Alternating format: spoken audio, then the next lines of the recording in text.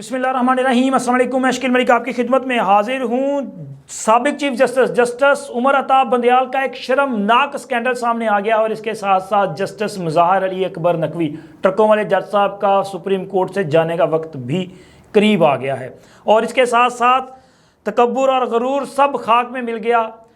एक इबरतनाक तस्वीर की कहानी, ये कहानी आपके साथ शेयर करनी है, लेकिन उससे पहले मैं आपको बताता चलूँ कि जनाब हमारे दोस्त शेख रशीद साहब का मामला जो है वो ज़्यादा गंभीर होता जा रहा है। यार एक बंदा मिल नहीं रहा और वो भी शेख रशीद, तो पाकिस्तान को चैन कैसे मिलेगा? तो लिहाजा शेख रशीद को ढूंढा जाए। आज फिर उनका केस जो है वो लाहौर हाईकोर्ट रावलपिंडी बेंच में ज़ेरे समाअत था, जिसमें RPO साहब अदालत के सामने पेश हुए और RPO साहब ने भी वही वो रटा रटाया बयान दे दिया कि जी सानू नहीं पता कितने है।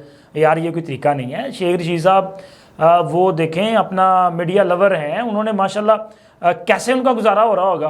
तो शेख रशीद साहब के हवाले से जो आज अदालत के सामने RPO साहब ने बयान दिया है, उसमें RPO साहब ने कहा है कि जी शेख रशीद साहब का ना तो उन्हें इल्म है और जहाँ से शेख रशीद को गिरफ़्तार करने की बात की जा रही है वो एरिया भी रावलपिंडी पुलिस की वो क्या कहते हैं इसकी वो हदूद में नहीं आता।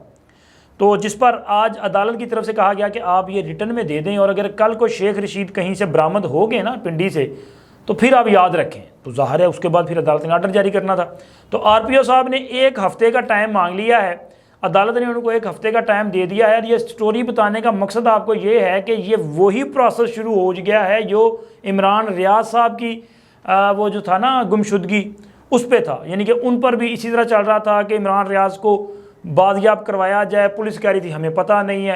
तो ये चलते चलते कोई 5 माह लगे, बिलाखिर इमरान रियाज साहब बाजियाब हुए। तो अब शेख रशीद के लिए पता नहीं कितने माह इंतज़ार करना पड़ेगा। तो बाकी जो लोग हैं वो भी लापता है। तो लिहाजा शेख रशीद की बाजियाबी होनी चाहिए, चूँकि उसके वो ये पाकिस्तान की सियासत का ऐसा किरदार है कि मस्खरापन जो है ना वो लग रहा है जैसे ख़त्म हो गया। तो यार थोड़ा थोड़ा मस्खरापन चलता रहना चाहिए, तो ये ज़रूरी है। और इसके साथ साथ इमरान खान साहब की भी चूँकि वो अपना सैफर केस में उनकी जुडिशल रिमांड में तोसी होगी। इसके साथ साथ जनाब शाह महमूद कुरैशी साहब जो हैं उनकी भी तोसी हुई है। लेकिन उससे पहले मैं आपको बताता चलूँ कि तहरीक इंसाफ की वो ख़वातीन जो 9 मई के मुकदमा यानी कि कोर कमांडर हाउस, जिना हाउस और इसी तरह अस्करी टावर पर हमलों में मुलव्वस थी, इनकी ज़मानतें मंजूर की थी खसूसी अदालत ने। तो इनको रिहा करने का हुक्म दिया गया था। कल इनकी रोप कार जारी कर दी गई थी, जिसके बाद इनको एक बार ये ख़वातीन जेल से रिहा हुई हैं। यानी कि ये 4 ख़वातीन हैं, जिनमें सनम जावेद हैं, इसी तरह अफशा तारिक हैं, आशफा शुजा हैं और शाह नूर हैं। इन 4 ख़वातीन को लाहौर की कोट लखपत जेल से रिहा किया गया और रिहा करने के बाद ही वही कुछ हुआ जिसका खदशा था। मैंने भी अपने वीलॉग में आपको कहा था कि जिनकी रिहाई मुझे नज़र नहीं आती। तो जैसे ही ये रिहा हुई है तो उसके बाद इनको दोबारा पुलिस ने गिरफ़्तार कर लिया है और इनको दोबारा उसी मुकदमे में यानी कि 9 मई का एक और मुकदमा है उसमें इनकी गिरफ़्तारी डाल दी और उसमें इनको गिरफ़्तार कर लिया गया है। किस्सा मुख्तर ये कि फ़ैसला साजों का फ़ैसला बरकरार है कि 9 मई के मुल्ज़मान, मुजरमान, ज़िम्मेदारान, मास्टरमाइंड्स, उनके लिए कोई माफ़ी नहीं।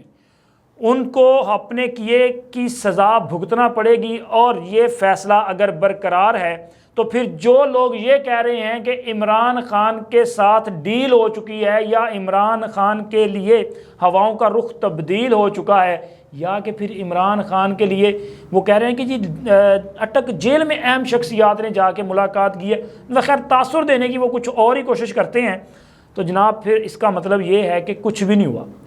फ़ैसला बरकरार है। 9 मई के जुम्मेदारान में इमरान खान मरकज़ी मुल्ज़मान में नामज़द हो चुके हैं, मुकदमे में बगावत की दफ़ात शामिल हो चुकी हैं। और अगर इनको माफ़ी नहीं तो फिर समझो इमरान खान ने भी कोई माफ़ी नहीं। इमरान खान साहब के लिए भी किसी किस्म का कोई रिलीफ नहीं मिलेगा, चूँकि ये हमारी जो फ़ौजी इस्टेब्लिशमेंट है उनका ये एक प्रिंसिपल डिसीजन है और मैं समझता हूँ ये होना भी चाहिए। अगर आपने 9 मई को हज़म कर लिया ना, अगर आपने पाकिस्तान में बगावत की इस साजिश पे मट्टी डाल दी और आपने कहा चलो छड्डो अगे वधो, तो जनाब फिर ये याद रखें कि ये पाकिस्तान में एक नया रास्ता खुल जाएगा। फिर एहतजाज करने वाले जो हैं वो लाहौर में चेरिंग क्रॉस की तरफ नहीं जाएंगे, वो यहाँ पे शिमला पहाड़ी की तरफ यानी कि प्रेस क्लब की तरफ नहीं जाएंगे, वो फिर कहीं और ही जाएंगे, फिर रास्ता खुल जाएगा। तो लिहाजा ये ज़रूरी है कि जिन लोगों ने भी 9 मई को बगावत की साजिश का इर्तिकाब किया उस पर अमल करते हुए, एहतजाज करते हुए जलाओ घेराव किया और पाकिस्तान में एक अलग किस्म का एहतजाज है मुतारफ़ कराने की कोशिश की, उन लोगों का वो क्या कहते हैं सरकोबी ज़रूरी है भाई। इनका सर अभी ना दबाया गया तो फिर समझेंगे बहुत सारे सर उठेंगे और फिर आपके कंट्रोल में चीज़ें नहीं रहेंगी। तो इसलिए अगर फ़ौजी इस्टेब्लिशमेंट का ये फ़ैसला है कि 9 मई वालों को कोई माफ़ी नहीं, तो फिर जनाब मेरा ख्याल है कि इनका मुकम्मल एहतसाब होना भी ज़रूरी है। और इसमें एक बहुत बड़ी ज़िम्मेदारी हमारी अदलिया पर भी है, क्योंकि जो लोग गिरफ़्तार हैं उनका अभी ट्रायल ही शुरू नहीं हो रहा, इस वजह से कि यह भी फैसला किया गया था कि 9 मई के जो ज़िम्मेदारान हैं, सिविलियन हैं, इनका भी फ़ौजी अदालतों में ट्रायल होगा। तो ये मामला अभी तक सुप्रीम कोर्ट में ज़ेरे इल्तवा है। अब सुप्रीम कोर्ट इस पर कोई फ़ैसला करे तो उसके बाद कहीं ना कहीं जाके मामला जो है वो मतलब हल हो सकता है। ट्रायल होना है या नहीं होना ये फ़ैसला हो, ताकि ट्रायल हो और जिन लोगों को जो भी इसके ज़िम्मेदारान हैं उनको सज़ाएं सुनाई जा सकें, ताकि आगे जो है वो चीज़ें बढ़ती जाएं। और उसके अलावा चूँकि मैंने आपको ये भी बताना है कि तकब्बुर और गरूर सब खाक में मिल गया, तो जनाब आज शाह महमूद कुरैशी साहब अदालत में पेश हुए हैं, जहाँ पे ये साइफ़र का केस है, ये भी ऑफिशियल सीक्रेट एक्ट का केस है। तो इसमें उनकी जो तस्वीर सामने आई है, कभी कभी आती है वैसे, तो उसमें जनाब शाह साहब को एक चेयर पे बिठाया गया और हाथ पे हथकड़ी लगी हुई है। यार कितनी दर्दनाक तस्वीर है। वो बंदा जो पाकिस्तान में वज़ीर ख़ारजा है, वो बंदा जो गद्दी नशीन है, मतलब वजारत ख़ारजा से भी इनके पास बड़ा ओहदा ये है कि ये एक बड़ी गद्दी के गद्दी नशीन है।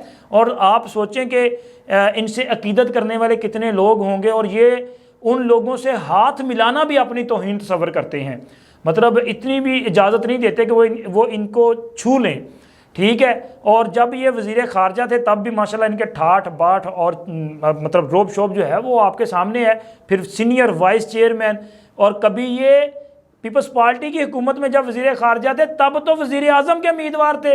ये उस वक़्त भी साजिश कर रहे थे कि जी किसी तरह से यूसुफ रज़ा गिलानी को निकाल के मुझे वज़ीर आज़म बना दिया जाए। तो इनकी जब साजिशें पकड़ी गई थी तो फिर इनको पीपल्स पार्टी से देश निकाला। इन्होंने तासुर दिया था कि मैंने छोड़ दिया, लेकिन उन्होंने इनसे जान छुड़ाई थी कि साजिशी बंदा है, जान छुड़ाओ। तो जनाब आज उनकी तस्वीर जो है वो एक इबरत का वो क्या कहते हैं निशान बन चुकी है। आप देखें कि ये जब पेश हो रहे हैं और किस कदर इनके चेहरे पे जो है वो अपना मजलूमियत टपक रही है। और उनसे वो पूछा किसी ने कि शाह जी लगता है कि बर्फ़ पिघलना शुरू हो गई है, तो शाह जी ने बड़ी मासूमियत से कहा मुझे तो नहीं लगता। तो शाह जी इसलिए आपको नहीं लगता कि आपके हाथ में हथकड़ी लगी हुई थी, आप जो है वो साजिशों में, इमरान खान की साजिशों में चूँकि हिस्सादार बन चुके हैं, इसलिए आप फंस चुके हैं। लेकिन जनाब ये सब के लिए मेरा ख्याल है कि वो अपना एक सबक भी है कि जब आप इक़्तिदार में या ताकत में हो ना, तो आपको ये भी ख्याल करना चाहिए कि ये सब जो है वो चंद दिनों के लिए है, बिल आखिर आपने यहाँ से जाना है, यानी कि इक़्तिदार से उतरना भी है, फिर आपका क्या अंजाम बनेगा, ये सारी चीज़ें सोच के आगे बढ़ना चाहिए। और अगर आप जिनके कंधों पर बैठ के आप हमेशा सियासत करते हैं, अगर उनके कंधों पर बैठ के या आप उनके बाल पकड़ने की कोशिश करेंगे तो फिर तो कहते हैं तो भी पटकाते बजेगा ना, उत्तों ले आगे थले मारेंगे। और अब बात करेंगे जनाब जस्टिस बंदयाल साहब का बड़ा जो स्कैंडल, बल्कि शर्मनाक स्कैंडल सामने आया है, और मुज़ाहिर अली अकबर नकवी साहब की सुप्रीम कोर्ट से रुखसती, ये दोनों लिंक हैं। यहाँ पे सुप्रीम कोर्ट में बाकायदा तौर पे ना एक पिछले दिनों से एक वो क्या कहते हैं दौड़ लगी हुई है कि अगर एक जज के खिलाफ रेफरेंस आता है तो फिर उस जज के हमायती मुखालफिन के जजों पे रेफरेंस दायर करना शुरू कर देते हैं। तो मजमूई तौर पे सुप्रीम कोर्ट के 4-5 जजेस के खिलाफ पिछले दिनों में रेफरेंस आए थे। जब उमर अताब बंदयाल साहब चीफ जस्टिस थे तो इन्होंने वो रेफरेंस जो है वो जायज़ा लेने के लिए सुप्रीम जुडिशल काउंसिल के रुकन जस्टिस सरदार तारिक मसूद साहब जो हैं उनको भेजे थे कि जी आप इस पर अपनी जो है वो कानूनी राय दे दें। तो उन्होंने एक तो जो बंदयाल साहब के खिलाफ रेफरेंस था, इसी तरह इजाजुल एहसन साहब के खिलाफ था, काजी फायज ईसा साहब के खिलाफ था, या मुनीब अख्तर साहब के खिलाफ था। उन रेफरेंस पे जो ओपिनियन दी थी वो खबर आपके सामने शेयर हो चुकी, पहले भी आपने देख चुके हैं कि उन्होंने उनको क्लीन चिट दी थी। उसकी वजह यह थी कि वो शिकायत के ज़ुमरे में आती हैं, रेफरेंस बुनियादी तौर पे हुकूमत या सदर ममलिकत फ़ाइल कर सकते हैं। तो वो जो शिकायत थी उन्होंने कहा जी ये सिर्फ कागजी टुकड़े हैं जिसमें इल्ज़ामात लगाए गए हैं, लेकिन इसमें सबूत के तौर पे, शवाहिद के तौर पे कोई चीज़ शामिल नहीं है, तो लिहाजा इन पे प्रोसीडिंग नहीं होनी चाहिए। तो वो तो मिल गई क्लीन चिट। लेकिन इन्होंने जस्टिस मुज़ाहिर अली अकबर नकवी के हवाले से जो ओपिनियन दी है उस पर इन्होंने अपनी एक तहरीरी ओपिनियन भेज दी है, और ज़राए का ये कहना है कि उसमें इन्होंने मुस्बत का मीन है कि उसको कहा है कि जी इस रेफरेंस में ऐसे शवाहिद, ठोस चीज़ें मौजूद हैं जिसकी बुनियाद पर मज़कूरा जज यानी कि मुज़ाहिर अली अकबर नकवी साहब के खिलाफ सुप्रीम जुडिशल काउंसिल में कार्रवाई आगे बढ़ाई जा सकती है। अब जस्टिस सरदार तारिक मसूद इसी सुप्रीम जुडिशल काउंसिल के रुकन हैं, और इसके अलावा मौजूदा चीफ जस्टिस काजी फायज़ ईसा साहब भी इसी के रुकन हैं, और काजी फायज़ ईसा साहब और तारिक मसूद साहब इससे पहले मुख्तलिफ मुकदमात की समाअत करते हुए भी मुज़ाहिर अली अकबर नकवी की ऑडियो की बुनियाद पर इनके खिलाफ रिमार्क्स दे चुके हैं, यानी कि अपना माइंड दे चुके हैं। और तीसरे इसमें जो सुप्रीम कोर्ट के जज होंगे वो जस्टिस इजाजुल एहसन हैं, क्योंकि इस वक्त बंदयाल साहब के जाने के बाद वो जो है वो तीसरे नंबर पे सीनियर जज हैं। तो 3 जज सुप्रीम कोर्ट के इसका हिस्सा होंगे, और 2 हाई कोर्ट्स के सीनियर 3 जो चीफ जस्टिस साहिबान हैं उनमें जस्टिस अहमद शेख साहब हैं जो कि सिंध हाई कोर्ट के हैं, वो इसके मेंबर हैं बनेंगे, और दूसरे लाहौर हाई कोर्ट के जो चीफ जस्टिस हैं वो इसके मेंबर होस्ट होंगे।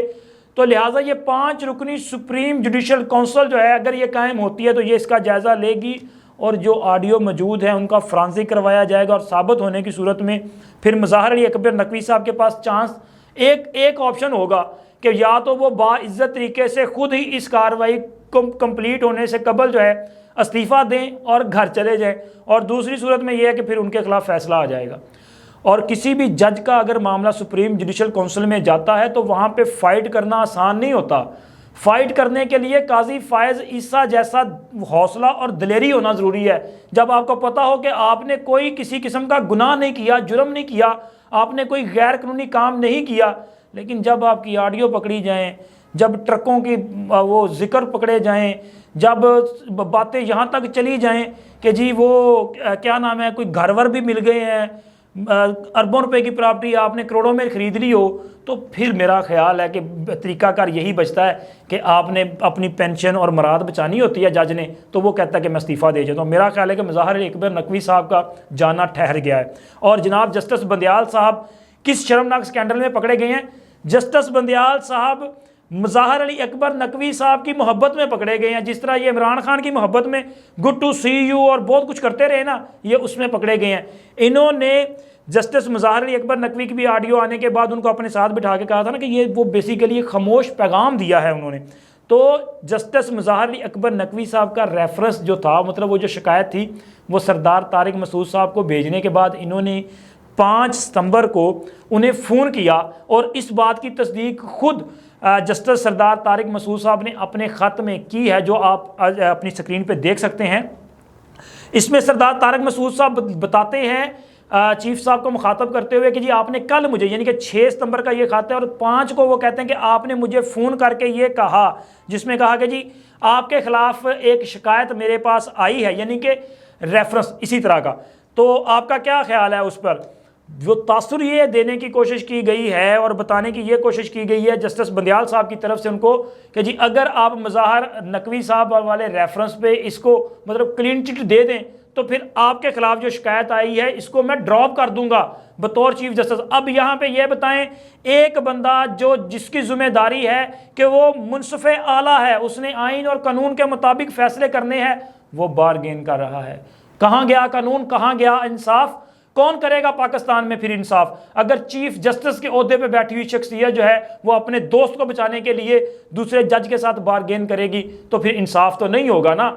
और इसके साथ साथ सरदार तारिक मसूद साहब ने, चूंकि देखें दिलेर होना ज़रूरी है, आपका जो है ना वो किरदार का वो क्या कहते हैं साफ होना ज़रूरी है, तो उन्होंने सरदार तारिक मसूद साहब ने अपने इस खत की कॉपीज़ मौजूदा जो सुप्रीम जुडिशल काउंसिल है उसके तमाम मेंबर्स को भी भेज दी, जिसमें इजाजुल एहसन साहब शामिल हैं, उनको भेजा है और उन्होंने कहा है कि अगर मेरे खिलाफ शिकायत जो है वो उस पर ट्रायल होना चाहिए तो मैं खुद को ट्रायल के लिए पेश करता हूं, लेकिन इसके साथ साथ फिर ये भी है कि बंदियाल साहब फिर आप भी खुद को ट्रायल के लिए पेश करें और पाकिस्तान में इंसाफ होना चाहिए। ये स्कैंडल सामने आने के बाद सुप्रीम जुडिशल काउंसिल, मेरा ख्याल है कि शायद अब उनको इस मामले को टेकअप करना चाहिए, और अगर टेकअप करते हैं तो फिर जस्टिस बंदियाल साहब वो शख्सियत होंगे जो रिटायर होने के बाद अदालत के सामने पेश होंगे और उनके किरदार पे बड़े संगीन नोयत के जो है वो इल्ज़ामात होंगे, जिससे बचना मुझे नहीं लगता कि आसान होगा, क्योंकि एक जज उनके किरदार पे उंगली उठा रहा है और बता रहा है कि इन्होंने क्या कुछ किया था। इसका मतलब है पाकिस्तान में इंसाफ का कत्ल होता रहा है। आपने मोहब्बत इमरान में जो फैसले दिए हैं वो सारे के सारे मशकूक हो चुके हैं, उन सब पर भी अदालत को नज़रसानी करनी पड़ेगी। और जो बेंचेस की तश्कील है, जो अहम नोयत के बेंचेस बने और उन पे जो समाअत की जाती है, मेरा ख्याल है वो सारे के सारे जो है ना वो अब धुंधले हो चुके हैं। तो इस पूरा मसला ये जो पूरा एक स्कैंडल सामने आ रहा है, आने वाले दिनों में ये एक बड़ा स्कैंडल जो है वो बनता हुआ दिखाई दे रहा है। अब तक के लिए इतना ही, मिलते हैं अगली वीडियो में। अल्लाह हाफिज़।